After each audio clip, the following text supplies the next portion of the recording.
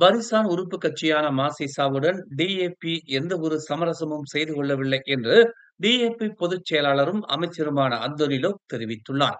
DAP பக்காத்தானின் உறுப்பு கட்சி என்றும் மாசிசா பாரிசானின் உறுப்பு கட்சி என்றும் அவர் குறிப்பிட்டுள்ளார்.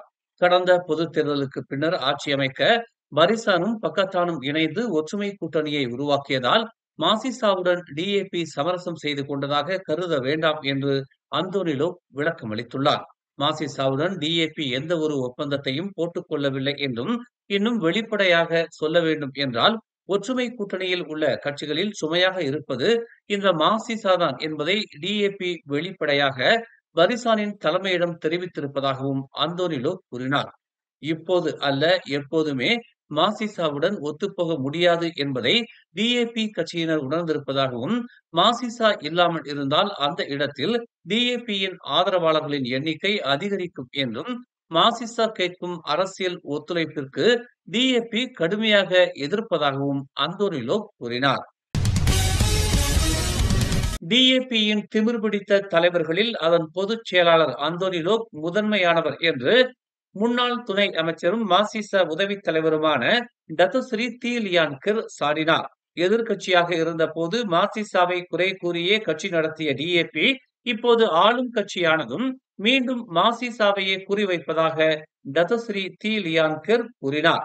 அந்தோனிலோ ஒரு அமைச்சர் நாட்டின் பாரம்பரியமிக்க ஒரு அரசியல் கட்சியை தாக்கும்படி பொது வெளியில் பேசுவது பொறுப்பற்ற செயல் என்பதை விடவும் ஆணவத்தின் உச்சம் என்றும் திமிர் பிடித்த பேச்சு என்றும் எடுத்துக் கொள்ளலாம் என டி லியான் கிர் தெரிவித்தார். அந்தோனிலோக்கின் இந்த ஆணவமான பேச்சு டிஏபியின் அழிவுக்கான ஒரு தொடக்கம் என்று அவர் எச்சரித்தார். பரிசானை எதிர்க்கும் எண்ணம் மாசிசாவுக்கு இல்லை. அதே போல அரசாங்கத்தை எதிர்க்கும் எண்ணமும் மாசிசா கொண்டிருக்கவில்லை. டிஏபியினர் அவர்கள் ஆட்சியில் இருப்பதை மறந்துவிட்டு பழைய கதைகளையே பேசி வருகிறார்கள். ஆட்சியில் இருக்கும் டிஏபி இப்போது என்ன செய்கிறீர்கள்? கடந்த காலத்தில் மாசிசா செய்தது தவறு எனில் இப்போது அதை மாற்றலாமே என கேட்டால் சீர்திருத்தம் செய்கிறோம் என்கிற பதிலை மட்டுமே டிஏபி அளிக்கிறது. அப்படி என்னதான் சீர்திருத்தம் செய்கிறீர்கள் என்று கேள்வி கேட்டால் மீண்டும் 10 அல்லது 20 ஆண்டுகளுக்கு முந்தைய கதையை கட்டவிழ்த்து விடுகிறார்கள் என்று தி லியான் கிர் கடுமையாக சாடினார். கெடாவில் ஒரு போலீஸ்காரரை கொன்றதாக இன்று அலோஸ்டார் மஜிஸ்ட்ரேட் நீதிமன்றத்தில் 4 பேர் மீது குற்றம் சாட்டப்பட்டது. 35 வயதான கார்பில் ஹபிசுல் இஷாம் மஸ்லானை கொலை செய்ததாக 24 முதல் 34 வயதுக்கு உட்பட்ட பத்ரி அசாமி, ஹபீஸ் பாஸ்லி, பத்ரி இமான் அப்துல் நசீர் மற்றும் சைஃபுபான் நூர் ஆகியோர் மீது மஜிஸ்ட்ரேட் எலியானா இஸ்மாயில் முன் குற்றம் சாட்டப்பட்டதாக தெரிவிக்கப்பட்டுள்ளது. ஆகஸ்ட் 7ஆம் தேதி பிற்பகல் 3:43 மணிக்கு அலோஸ்டார் தமான் கோல்ஃப் நகரில் உள்ள ஒரு வீட்டின் முன் கெடா காவல்படையின் குற்றவியல் புலனாய்வு துறையைச் சேர்ந்த ஹபீசுலை கொன்றதாக 4 கூட்டாக குற்றம் சாட்டப்பட்டனர். தண்டனை சட்டத்தின் பிரிவு 302 கீழ் இக்குற்றச்சாட்டுக்கு தண்டனை விதிக்கப்பட்டால் மரண தண்டனை அல்லது அதிகபட்சமாக 40 ஆண்டுகள் சிறை தண்டனை விதிக்கப்படும். அடுத்த மாதம் நடைபெறவுள்ள வருடாந்திர பொதுக்கூட்டத்தில் அதன் தலைவர் முஹிதீன் யாசினை தாக்க நோக்கமாக கொண்ட தீர்மானங்களுக்கு தடை விதிக்கப்படுவதாக வதந்திகள் பரவி வருவதை தொடர்ந்து கட்சியின் நற்பெயருக்கு களங்கம் விளைவிக்க முயற்சிகள் மேற்கொள்ளப்படுவதாக ஸ்லாங்கூர் பெர்சாத்து கட்சியின் துணை தலைவர் ரஃபீக் அப்துல்லா தெரிவித்துள்ளார். சமூக ஊடகங்களில் வைரலாகி வந்த வாட்ஸ்அப் செய்தியின் ஸ்கிரீன்ஷாட்டில் உள்ள கூற்றுகளுக்கு மாறாக ஸ்லாங்கூர், மலாக்கா, திரங்கானு மற்றும் கடாவில் உள்ள கட்சி தலைவர்களுடன் நடத்திய சோதனைகளில் அத்தகைய உத்தரவு எதுவும் தெரியவில்லை என்று அவர் கூறினார்.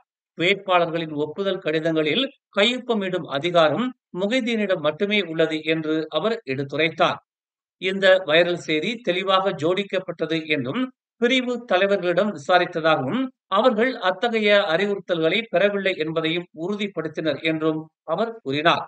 இந்த குற்றச்சாட்டுகள் ஆதாரமற்றவை என்றும், சில தனி நபர்களின் தனிப்பட்ட நலன்களால் இயக்கப்படலாம் என்றும் ரஃபீக் எஃப்எம்டியிடம் தெரிவித்தார். தனது கட்சி அரசியல் திட்டங்களுக்காக ஒருபோதும் அரசாங்க நிதியை பயன்படுத்தாது என்று போக்குவரத்து துறை அமைச்சரும் டிஏபி கட்சியின் பொதுச் செயலாளருமான அந்தோனிலோ தெரிவித்துள்ளார். அனைத்து அரசாங்க ஒதுக்கீடுகளும் பொதுமக்களுக்கு சொந்தமானது என்றும், கட்சி நடவடிக்கைகளுக்கு பதிலாக தேசிய வளர்ச்சிக்கு பயன்படுத்தப்பட வேண்டும் என்றும் அந்தோனி லோக் கூறினார்.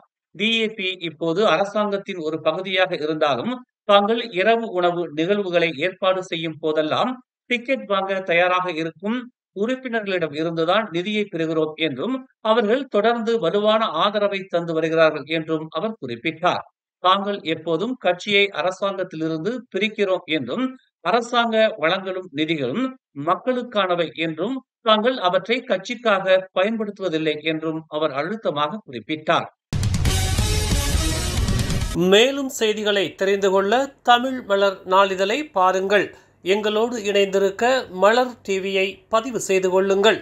உறவுகள் மகிழ்ந்திட விருப்பம் மற்றும் பகிர்வு சேவையை சொடுக்கிடுங்கள்.